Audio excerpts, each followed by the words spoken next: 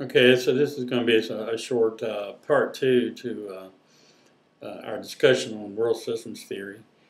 Uh, and I thought I'd just give you an example from my master's thesis in sociology concerning world systems theory. And part of my master's thesis was making an analysis of the southern United States. Because the world systems theory it can be also applied to regions within a nation state. In most countries have, in terms of regionality, have areas within their own nation states that act as suppliers of raw materials, either to the more core or semi-peripheral areas of the country. And also may play a peripheral role in terms of the whole world system, as the South did. So being from the South and studying the theory, I wanted to. I saw a lot of similarities between the semi-peripheral world regions, nation states, and certain regions within core countries, such as the United States, and the South playing that particular role as as a peripheral area within the United States.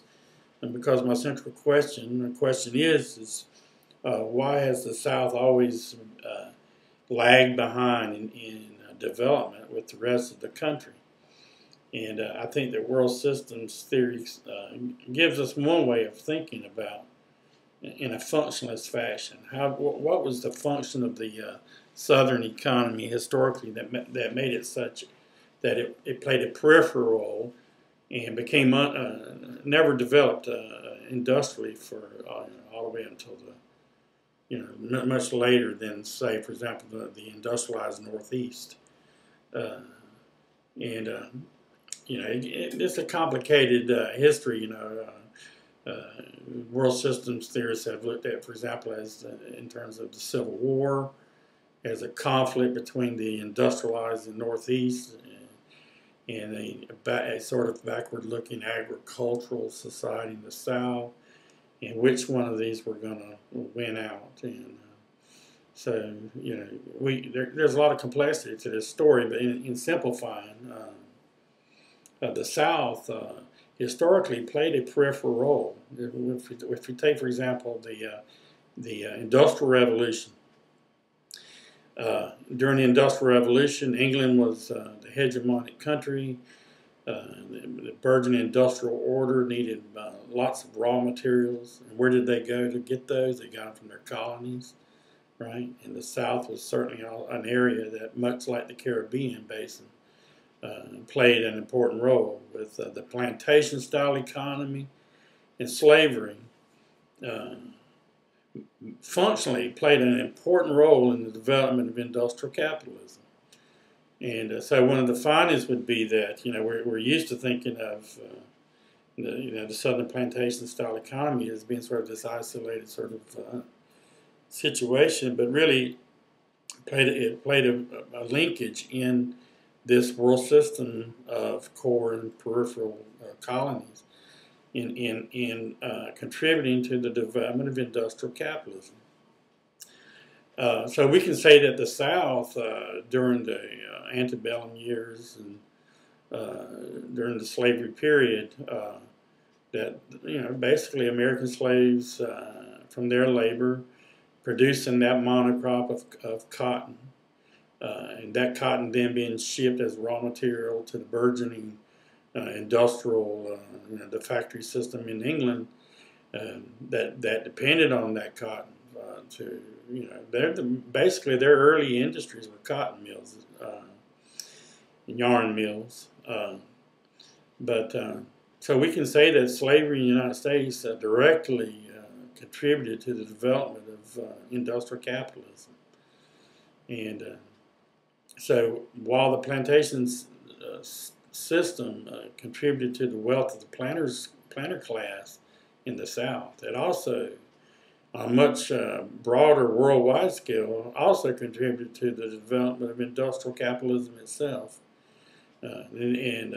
So world systems theory says that in order to understand, if you want to understand what's going on within a country and its relationships, you have to look at that nation state's position within the world system, and historically what kind of role it has played.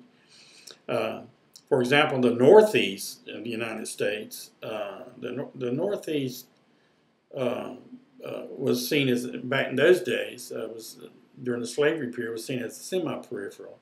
It was industrializing. It also was exporting and utilizing the South's cotton. And also shipping semi-finished materials off to England to be finished. And so it's sort of a semi-peripheral area, if you will, the Northeast. It was industrialized, but it was dependent on England. It was nowhere near. We didn't have the military power at the time that England did, and England was the hegemonic core country. And the South played a peripheral role. What's important about that is that then it gives us an opportunity to analyze the Southern history in a different light.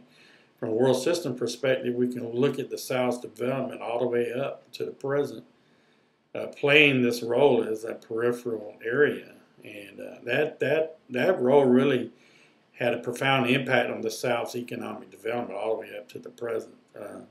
There was a time when the South became more industrialized. And especially with companies leaving the 20th century, leaving the unionized North, coming south. We had a lot of manufacturing companies that came even to this area. The labor's cheaper. You didn't, unions, and then more recently with again in world systems, the changing relationships, industries, and also with developments in technology, revolution in technology. Computerization. Companies have been decentralized in their factories, moving them offshore. And there are places such as Mexico and China for much cheaper labor. And it's much cheaper to make their products there and ship them back to the United States, import it back. In terms of profit margins, if you can make your products for way cheaper than you can paying American workers high wages, then the theory goes in that you can bring those products back here, sell them for dear, and your profit margin is going to be much larger on account of that, less labor costs. So even today, we still, the South still has its problems in terms of its legacy, and with all these companies that have left, we still are dealing with, as it always really has, with issues of underdevelopment.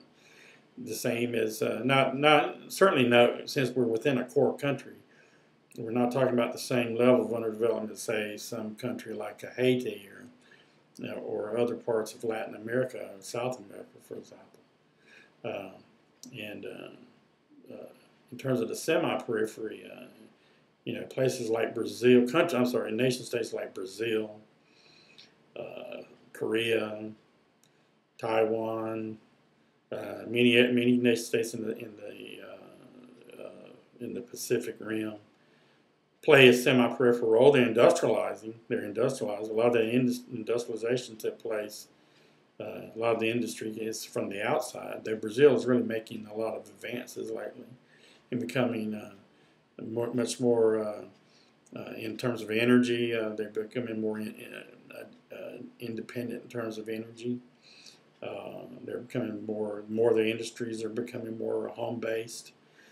So they're on the move. And let's just end with the notion that, with the insight that in the world system, nation states are always interchangeable and they're always on the move.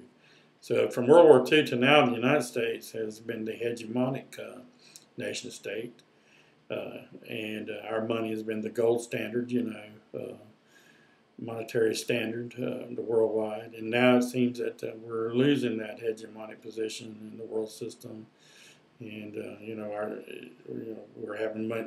we're looking at the issue of our dollar being devalued extremely so. And there's just a lot of play going on now between core countries, emerging giants such as China and India. And you'll see there what Wallerstein has to say about some of his feelings about what's going to happen in the next few years. Just to end, my critique about world system theory is that it tends to be too generalized, relies on, it can at times be simplistic, and it tends to glib over a lot of the very complex internal processes that go on in a country. All of the policy, writing policy decisions, smaller micro, we call, conflicts going on in a society that also determine outcomes for a country, not just its position within the world system theory. Though world system theory is great at asking big questions in a functional way, such as, again, as what was the function of the South in the world economy. And when we analyze that, it helps us to get some answers about, for example, why an area like the South would have been in poverty for so many decades. Okay, so I'll catch you with the last chapter on race and ethnicity coming up, and we'll have some videos to discuss and another series of lectures. Alrighty.